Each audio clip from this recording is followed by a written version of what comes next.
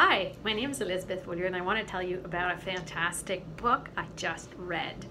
The book is Legacy and the Queen, and it was created by Kobe Bryant and written by Annie Matthew.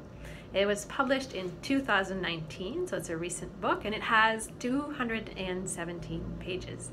So, the book is about 12-year-old Legacy, who lives in an orphanage, and the orphanage is run by her father.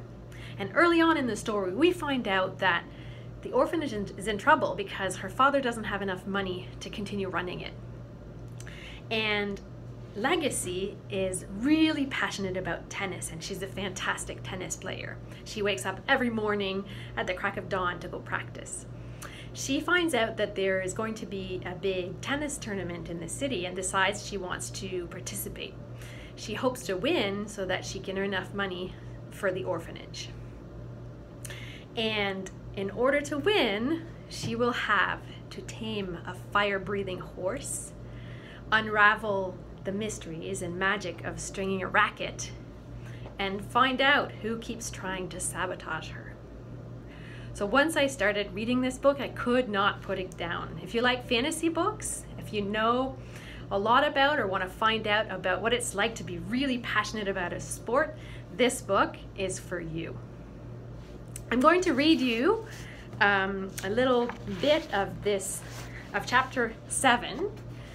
And the reason I'm going to read this to you, this is when Legacy first meets the fire-breathing horse. Now, she's not supposed to be where she is. She's not following school rules at this moment in the book, and actually is putting herself in danger by doing this.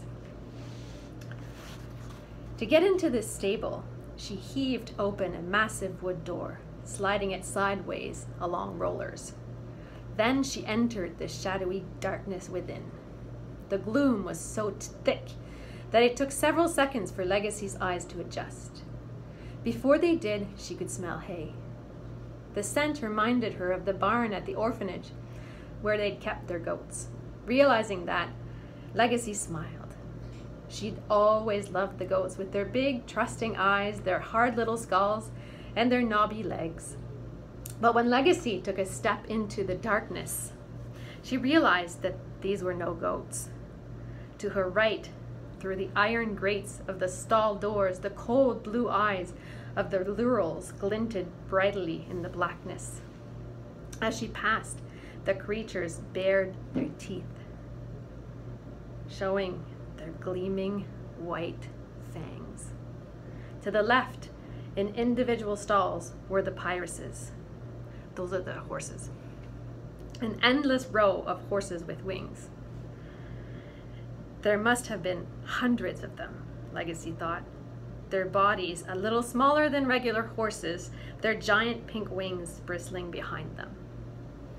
They were pawing the stone floor of the stable in snorting plumes of dark smoke, each looking angrier than the next. They glared out through the grates of their stalls, their eyes red and unblinking.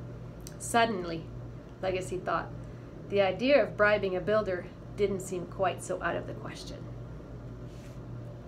So the builders are the people who are in the school where she's at, learning how to become a great tennis player, and they usually help train the pyruses to have the pyruses work with you as a tennis player. So I will leave it at that, and I hope you pick up a copy of Legacy and the Queen and start reading. It's a fantastic book.